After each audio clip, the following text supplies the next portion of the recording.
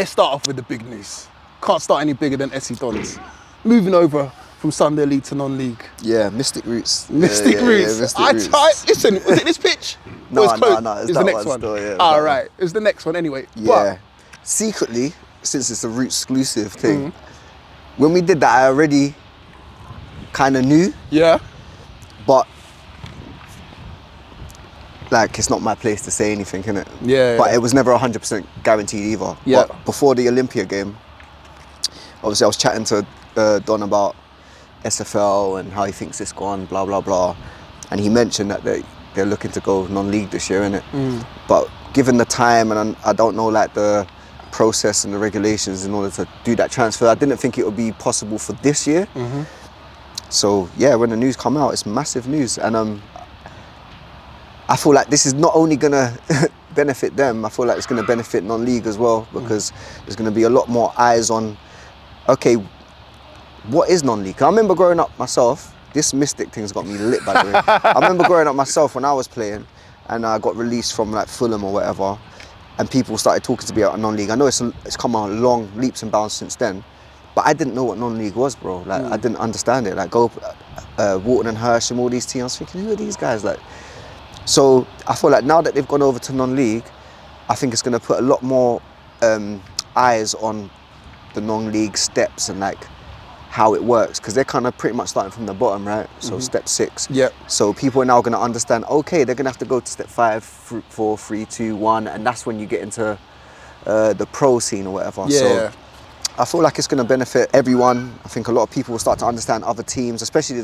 the teams in SC Dons League. But I think it's a big move. I wish them all the best. I feel like it's a big loss for Sunday League, but it's a big opportunity also for other people in Sunday League. Yeah. I saw the speech that Mark done with SC Dons the other day. Yeah, the new manager. I feel like I like the direction they're heading, because it's turning into a lot more of a serious type of note that they're working on. Do you know what I'm saying? I'll be interested to see if they do change the way that they do their content. Yeah. That's going to be interesting for me as like a consumer of their content. Yeah. But ultimately, I think it's a big move, because like we said before, ruling out winning the London Cup and Nationals, they pretty much reached a ceiling in Sunday League. And when opportunities come around for you to make that transition, because I know they're taking over from Forest Hill, right? Yeah. Yeah, man, it's fight or flight, and they've chosen to fight from now. Yeah, man, so I think it's going to be a big for them. And obviously we're making content in non-league, and we're doing like non-league all-stars. It just ties in with that transition, right? Yeah. So wish them nothing but the best. I know it's not going to be easy, but I'm sure that they've got all the resources and capabilities to make that a success, both on and off the pitch. Yeah. Very intrigued to see how many people they can get through the turnstiles week in, week out. Yeah. It's an opportunity and a challenge for them that I'm sure they're up for. No, you know definitely. And like you said, they hit the ceiling. No matter how many trophies they won or how many trophies they didn't win this season, they had hit a ceiling. They couldn't do anything more in the Sunday League space now.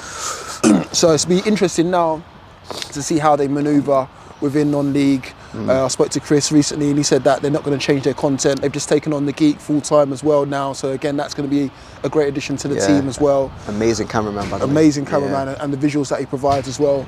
So yeah, it's just going to be onwards and upwards. And again, a lot of non-league teams should aspire to what they're doing. I know they might not want to, and in the back of their minds, they're probably thinking, oh, who's this rowdy bunch coming into our space sort of thing. That works for them now, I think. But I think that works for them. Because it's just more eyes on them. It's more eyes on them, and again, it's more opportunities for them as well to kind of showcase their talents as well. And it wouldn't surprise me if a lot of players drop down from your step 4s and 5s to step 6 where they're at right now. It wouldn't even surprise me, because again, let's face it, non-league players, they need exposure. They want exposure. That's the reason why they gravitate to platforms like ours and other people's and all the rest of it now. 100%. I feel like there definitely needs to be more transparency and pedestal, so to speak, put on players in non-league and managers, I think.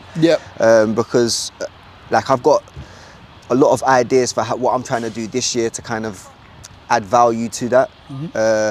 I've heard a couple of names of who they're potentially looking to sign, which I know if they do end up signing will be big news for them. No exclusives, no? Unfortunately not, man. Wow. I'm a man of my word. Jeez. Like, you're my guy, but I'm a man of my word. If someone tells me something in confidence, okay, it's done. But like big signings, I feel like they got lined up. Yeah, no, it's exciting, man. It's exciting. I'm excited. I'm sure they are. I'm sure even those that are providing little bit of hate comments or hater comments talking about who do they think they are, and it's gonna get a bit more boisterous, I guess. Deep down, if you didn't care or they weren't making no noise, no one would be saying nothing. Exactly. Do you know what I mean? And again, look at this. Look at the noise when hashtag joined non-league, and look where they are now. Do you know what I mean? So it's bound to happen, but at the same time, it's good for the game. It's great 100%. For the game, in fact. Yeah. Again, it'll bring a younger audience to non-league as well. Yeah. Do you know what I mean? A lot of younger fans will now come to your games and be aware of your teams and all the rest of it now. So it's great for the game. What do you make of the new manager? I don't know much about him. I know he used to manage Seven Oaks. I know he's connected in some sort of capacity with like Harry Hudson at Kinetic. So, and then off the back of that speech that I heard, I'm expecting good professional things. I mean, he said a lot of the things that I feel like will really resonate, because it resonates with me. I'm sure with the players. Like, it's either if you're here for my loyalty, you're gonna have to learn how to fight for the badge. Yep. If you're here for the badge, you need to learn how to fight for me, basically, innit? I like that message, and the fact that he openly admitted that we're all on the chopping board, bro. Like, we don't succeed. There's gonna be changes potentially made. Do you get what I mean? So. It's a serious side that we haven't seen, I think, on SC Don's platform, and I can see that numbers-wise, in terms of like the engagement and the interest, even from myself, there's a lot more eyes on them. So I don't see them failing. I see them making a transition. Will they go and win the league first year? I don't know, but I think they'll make it very competitive at least. Do you know what I mean? Do you feel like a lot of their players will stick around? Because I was having this conversation with Khalid, funny enough, and I was trying to explain. Who's Khalid? Khalid from SC Dons, the goalkeeper, the Manuel. Oh, okay. I'm not too familiar with him, but yeah. But I was trying to explain to him, it's like a lot of their players were able to play for them on a Sunday because they were playing on a Sunday, and they were step 3, step 4 players, nicking a wage here, there, and everywhere. So if they're playing step 3 football and getting £200-300 a week, like it's a tough one for them to give that up to then follow their journey, especially at the time of their career. So. Do you still see the likes of your Nathan Palmer's playing there? Do you still see, obviously Big G's still going to remain there because he has more of a vested interest, but some players that are already at step 3 or step 4 clubs, do you still see them remaining at? Yeah, I think certain players will, certain people won't. Like the people I see staying, I would say, is like those core Dons players. I see Nathan Palmer playing there. I see Ryan Palmer playing there. I see SK playing there. I see, obviously, Big G's going to be there. I see, is it Rion? Yep. Yeah, playing there. So I think those main core that have been around for a while and maybe don't have the same aspirations to now try and make it pro, because that's the dream, right? If you're playing at step 3, you've still got aspirations to maybe get to a national league or get a pro contract or whatever it is.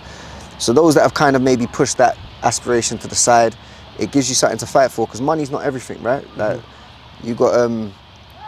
if you've got something that really is near and dear to your heart, a family, a community club, you're making moves within the community, and a club that you actually want to fight for, because we all know, non-league, a lot of people will go where the money is, but are they fighting for the shirt? Does it really mean that much to them?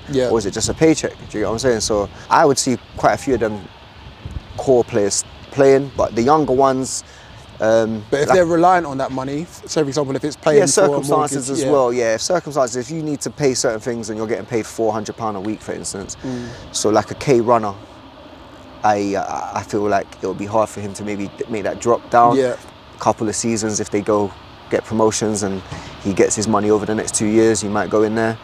But at the same time, I wouldn't be shocked if he did go there. But just me looking at it from the outside, I would say like K runner maybe wouldn't go there right now. But I feel like some will, some won't. Do you know what I mean? Okay. Are you surprised, and I saw a lot of the comments when they released this video, are you surprised that they don't have a Sunday League team in there? Because I saw one of their, I think it was their presentation video, where a lot of their fans were saying, why don't you have the X1s playing the Sunday League football just so you got Sunday League representation still? It's a lot of work, isn't it? It is, but at the same time, they've built such a cultivating fan base in Sunday League. It's surprising that they don't have. I feel like we've spoke about this recently. We've had a lot of conversations off air, innit? And we've had long conversations, and a key word that keeps coming up is stability. So I feel like they might just get into it. They don't know what's coming, really. They might have information, but they've never done non-league before. Yeah. So they might do a season where they can see how sustainable it is, you know, what works, what doesn't work.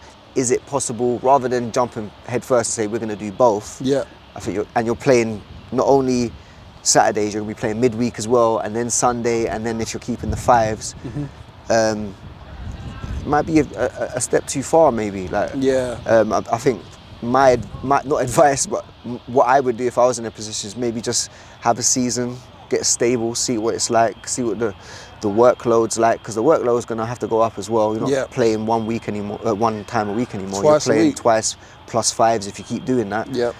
Me and you edit, me and you film, we know what type of time we're talking about on that. So I don't think it would be a wise move to do both straight away. But, you know, have a successful season, see what makes sense. And in the future, when it will be a dramatic re-entrance into Sunday League, do you know what I'm saying? Imagine like we're back, like that would be sick.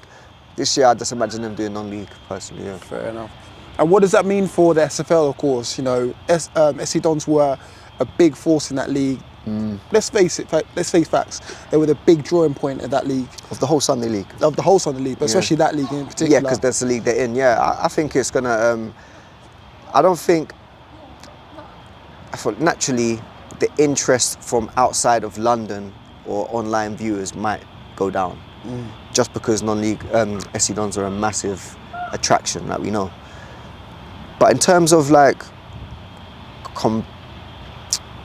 competition and interest for the likes of us, I think it might make it a bit more competitive. Like, yeah.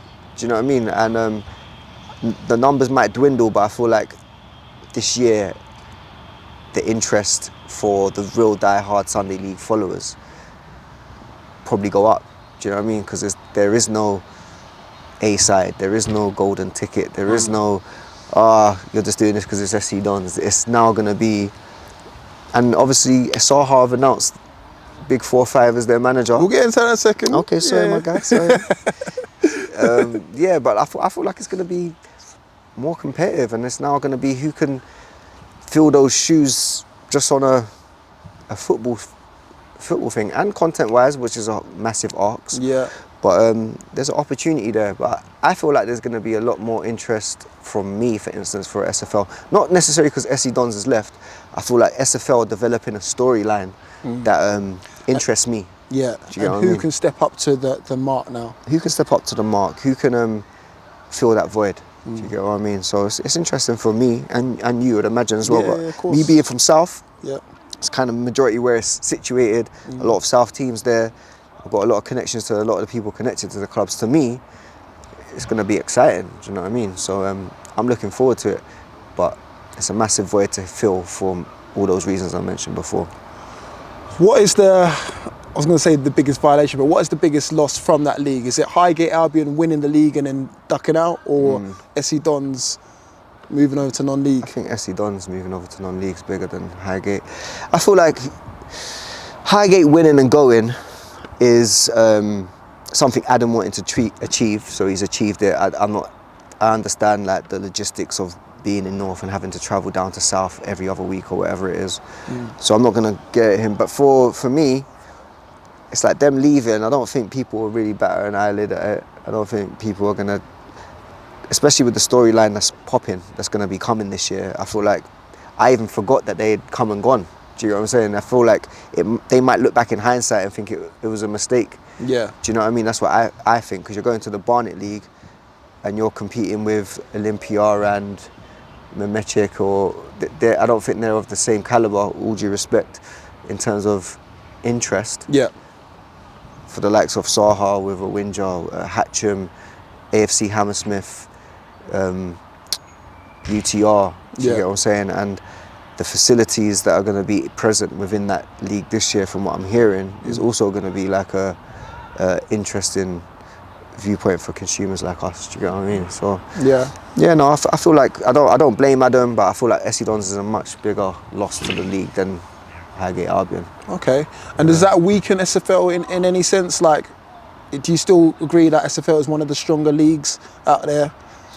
It's hard to tell, man. I feel like SC Dons and Highgate leaving naturally are going to weaken them in terms of competitiveness and level of teams. I mean, the London Cup's there, which will show and prove. You still get a chance to prove. But what are the other leagues? Like we just mentioned Barnet. Essex Corinthians. Essex Corinthians, what is that? Hatch Lane, Baiteze. And then you've got like the Flyer Houses and whatnot. I feel like it will still be Essex Corinthians and SFL, if I'm honest with you, like in terms of the best teams. But the leagues with the best teams don't necessarily go on to win the big cups. I think it's always going to come down to the big cups. No matter how competitive you are in your league, how many leagues you win, can you win the Nationals? Can you win the London Cup? Those are the big two. They're the big two, like, and all respect to like the Kent Cup, the Plumstead Cup, and all those other cups. If you're from London, we're talking about London Cup and Nationals, innit? Let's keep it true. 1,000. Yeah. True.